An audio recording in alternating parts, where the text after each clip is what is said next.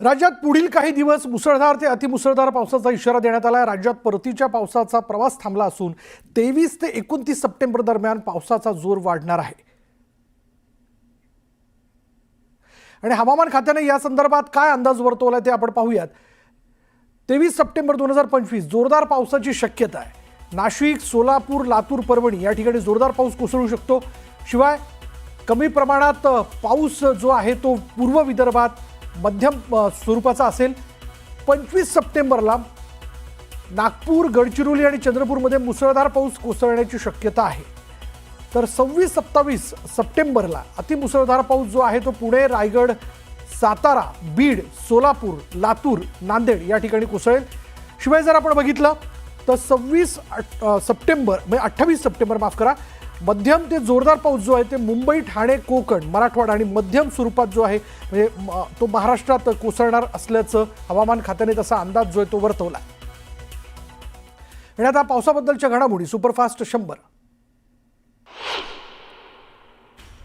मराठवाड्याला 26, 27 आणि 28 सप्टेंबरला अतिवृष्टीचा इशारा देण्यात आला आहे। हवामान विभागाकडून संपूर्ण मराठवाड्याला रेड अलर्ट जाहीर करण्यात आला आहे।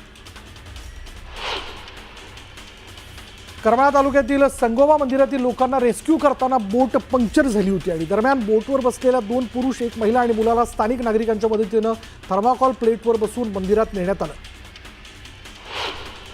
बीडच्या आष्टी तालुक्यातील कडा परिसरात पुन्हा अतिवृष्टीने झोडपल्यानं कडा नदीला पूर आलेला आहे। नदीकाठची घरं, शेती पाण्याखाली गेली आणि या पूर परिस्थितीची भयानकता ड्रोन कॅमेऱ्यात कैद झाली आहे। बीड जिल्ह्यामध्ये झालेल्या ढगफुटी सदृश्य पावसाने सिंदफणा नदी दुथडी भरून वाहते आणि यामुळे शेतकरी उद्ध्वस्त झाला असून अनेक घरंही पाण्याखाली गेलेली आहेत। शेतामध्ये पाणी शिरल्यानं त्याला तलावाचं स्वरूप आलंय। बीडमधील साक्षाळ पिंपरी, धारवंटा, उकड पिंपरी, कळमेश्वर, धानोरा, शिरापूर गावामध्ये पाणी शिरलंय।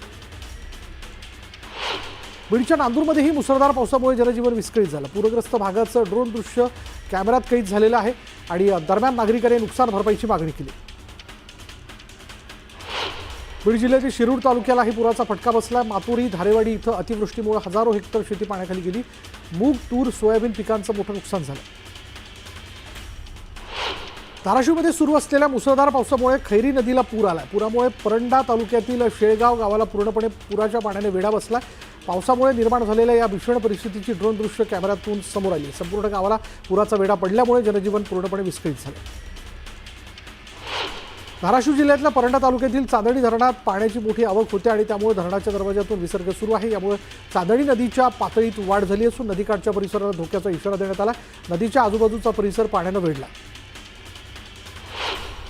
सोलापूर जिल्ह्यात मध्यरात्री झालेल्या तुफान पावसामुळे सीना नदीला पूर आला। मोहोळ, दक्षिण सोलापूर आणि उत्तर सोलापुरातील तालुक्यांना महापुराचा धोका निर्माण झालेला आहे।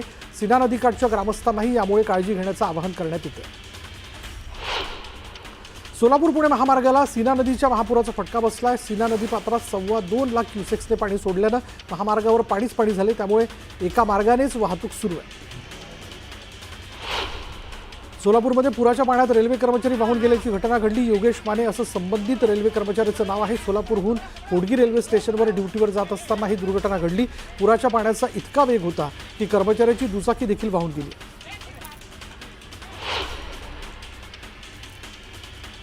जालना जिल्ह्यातल्या अनेक भागात मुसळधार पावसामुळे शेती पिकांचं मोठं नुकसान झालंय। जिल्ह्यातल्या 10 महसूल मंडळात अतिवृष्टी झाली। बदनापूर तालुक्यातील काही गावांमध्ये अतिवृष्टी झाली असून शेती पिकांचं मोठं नुकसान झालंय। बदनापूरसह सेलगाव, वाकुळणी, माहेर, भायगाव या भागात पावसाचा मोठा फटका बसला।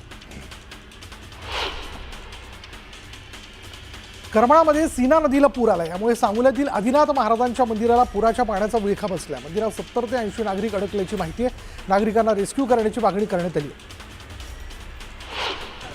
सोलापुरात मुसळधार पाऊस झाला। यावेळी पुराच्या पाण्यात तरुणांनी हुल्लडबाजी केली। लांबोटी इथल्या पुलाच्या कठड्यावर चढून मोबाईल धरून तरुण जीव धोक्यात टाकतायत। दरम्यान नदीकाठी गर्दी टाळण्याचं आवाहन प्रशासनाने केलं।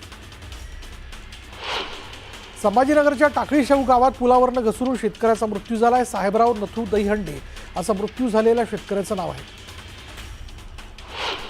जळगावच्या उचंदे परिसरात मुसळधार पावसाने हजेरी लावली। मुसळधार पावसामुळे पुराचं पाणी घरात शिरलंय। यामुळे घरातील साहित्याचं नुकसान झालंय। तातडीनं मदत करण्याची मागणी शेतकऱ्यांनी केली। जळगावच्या भडगावात अतिवृष्टीमुळे ग्रामीण रुग्णालयात पाणी शिरलंय।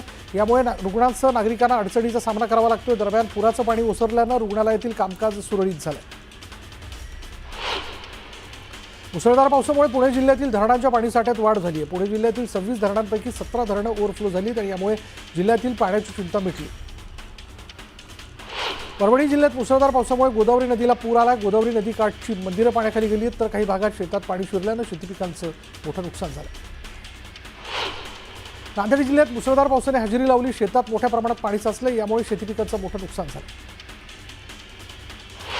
हिंगोली जिल्ह्यात मुसळधार पावसाची हजेरी यावेळी बघायला मिळाली आणि यावेळी पुरात अडकलेल्या नागरिकांना दोराच्या साह्यानं बाहेर काढण्यात आलं।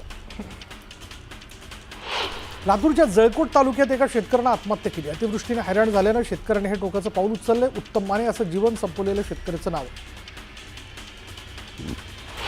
न्यूज 18 लोकमत पूरग्रस्त शेतकऱ्यांसोबत सर्वात आधी बांधावर पोहोचलं।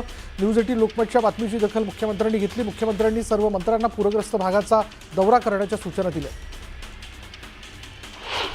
सरकार शेतकऱ्यांच्या पाठीशी असून तात्काळ मदत पुरवणार असल्याचं उपमुख्यमंत्री एकनाथ शिंदेंनी म्हटलंय, तर शिवसेना 12,500 कुटुंबांना जीवनावश्यक वस्तूंचं वाटप करणार असल्याचं ते म्हणाले। अजित पवार उद्या पूरग्रस्त जिल्ह्यांचा दौरा करणार आहेत। सोलापूर, धाराशिव, बीड जिल्ह्यात पूरग्रस्त भागाची ते पाहणी करतील, तर अतिवृष्टी बाधित झालेल्या गावांचाही ते आढावा घेणार आहेत। धाराशिवमध्ये मंत्री गिरीश महाजनांचा ताफा शेतकऱ्यांनी अडवला होता। नुकसानग्रस्त शेतकऱ्यांनी ताफा अडवत मदतीची मागणी केली। दरम्यान प्रशासनाला शेतकऱ्यांचं काही देणं घेणं नसल्याच्या घोषणा शेतकऱ्यांनी दिल्या। अतिवृष्टीमुळे राज्यात लाखो हेक्टरवरील पिकांचं नुकसान झालं। राज्यात ओला दुष्काळ जाहीर करण्याची विरोधकांसह शेतकऱ्यांनी मागणी केली। ओला दुष्काळ जाहीर करून शेतकऱ्यांना सरसकट मदत द्यावी, शिवसेना उपनेते संजय जाधव यांनी सरकारकडे ही मागणी केली।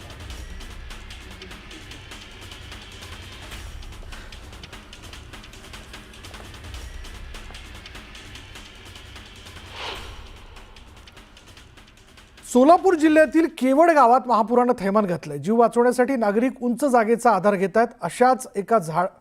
अशाच एकानं झाडाचा आधार घेतलाय, मात्र आजूबाजूला पाण्यानं वेढा दिल्यानं तो अडकून पडलाय, तर ड्रोनच्या साह्यानं त्याचा शोध घेण्यात आला असून त्याच्या बचावाचं काम आता सुरू आहे। आणि हीच ती दृश्य आपण बघतोय की आजूबाजूला पुराच्या पाण्याने वेढा घातला। अखेर हा नागरिक जो आहे तो या झाडावरती चढून बसलेला आहे। ड्रोनच्या साह्यानं त्याचा शोध घेण्यात आला आणि आता त्याला वाचवण्याचा प्रयत्न, तिथून त्याला बाहेर काढण्याचा प्रयत्न जो आहे तो केला जातोय। केवड गावात महापुराने थैमान घातलंय आणि या थैमानीचं ड्रोनच्या माध्यमातून घेतलेले दृश्य हे आपण पाहतोय। पण त्याचबरोबर या पुराच्या पाण्याने इतका जोरदार वेढा घातलेला आहे की आपल्याला लाईटचा पोल देखील अर्धा अधिक पाण्याखाली बुडाल्याचं आपण पाहतोय। पण त्याचबरोबर त्याच्या बाजूला असलेलं एक झाड आपण पाहतोय, तिथल्या एका स्थानिकाने स्वतःचा जीव वाचवण्याकरता तो या झाडावरती चढून बसला आणि आता ड्रोनच्या माध्यमातून जेव्हा दृश्य घेतलं जात होती त्यात हा व्यक्ती इथं अडकल्याचं दिसून आलं। आता त्याला तिथून बाहेर काढण्यासाठी म्हणून प्रयत्न केले जात आहेत।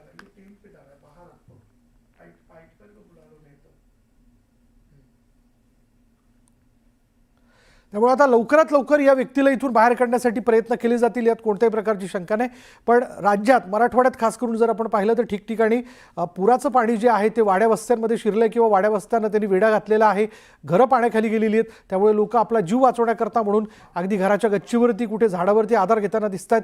तसंच या तरुणाने देखील एका झाडावरती आधार घेतलेला आहे आणि अर्थात तो मदतीची वाट बघतोय, केव्हा एकदा मदत त्याच्यापर्यंत पोहोचेल आणि त्याला तिथून बाहेर काढलं जाईल हा विचार त्याच्या मनात असणार आणि अर्थात लवकरात लवकर त्याच्यापर्यंत मदत पोहोचणे आवश्यक आहे। पुन्हा एकदा ही दृश्य आपण बघूयात। न्यूज 18 लोकमत याबद्दलची वित्तम बातमी आपल्यापर्यंत पोहोचवतोय। केवड गावातली ही दृश्य आहेत जिथं महापुरानं थैमान घातलेलं आहे आणि यामध्ये आपण बघू शकतो की एक तरुण कशा प्रकारे एका झाडावरती आपला स्वतःचा जीव वाचवण्याकरता म्हणून चढून बसलेला आहे। त्याच्यामुळे अर्थात त्याच्यापर्यंत आता केव्हा मदत पोहोचवली जाते हे बघणं महत्त्वाचं ठरेल आणि याबद्दलची वित्तम बातमी न्यूज 18 लोकमत आपल्यापर्यंत पोहोचवते।